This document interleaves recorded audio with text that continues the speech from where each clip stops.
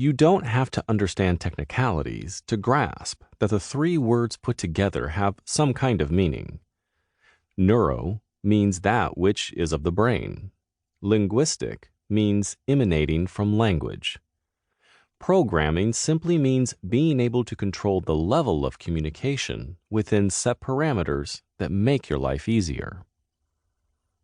Simply stated, the word neuro comes from the word neurology and points to the reality that all our actions start from our perception of our senses as processed by the brain.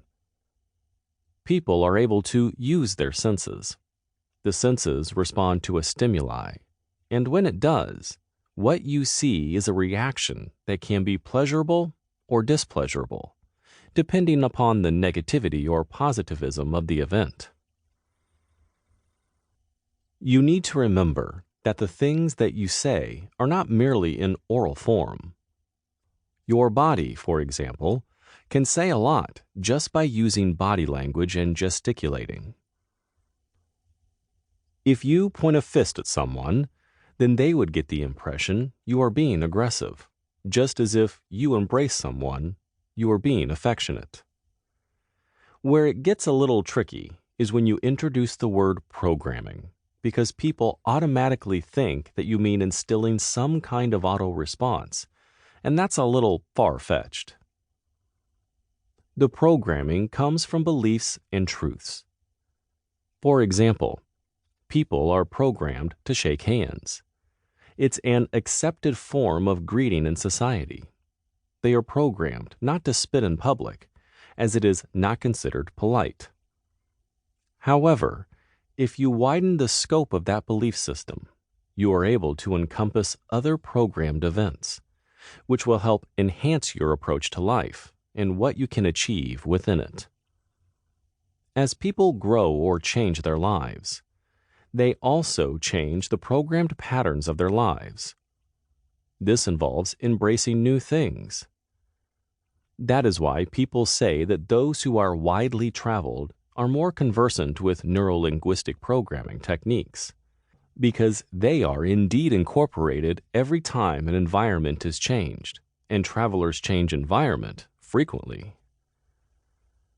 Therefore, everyone is capable of acquiring a new expertise, and that includes learning the beliefs of neurolinguistic programming. If you want more proof, consider answering the following questions. There are various questions which could be posed, which would give a clue as to how open-minded a person is. For example, how many different varieties of weeds are there? How many ways can you barbecue chicken? Are you able to count the number of stars on any one given night? All of these questions have variable answers.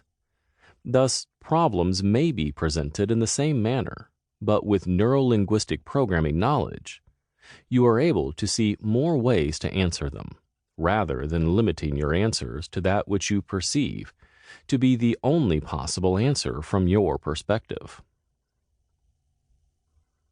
When you put two people in a room and ask them what they recall about that room once they have been removed, each will see different things. This is because each perspective is different. In the same way, the questions asked above would be answered from a very narrow perspective of what you have seen or know, rather than giving a universal answer which is definitive.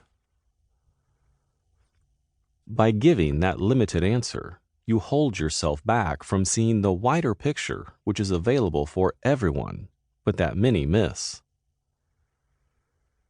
Neurolinguistic programming finds its roots in the 1970s. John Grindler, who was a linguistics expert, got together with Richard Bandler, and the combination of expertise allowed them to look into behavioral patterns based on Gestalt theory. In fact, their adventure into this unknown was to give scope for many professions to key into the idea that success levels can be determined by the approach, and the wideness of the approach helps to build the appropriate level of success.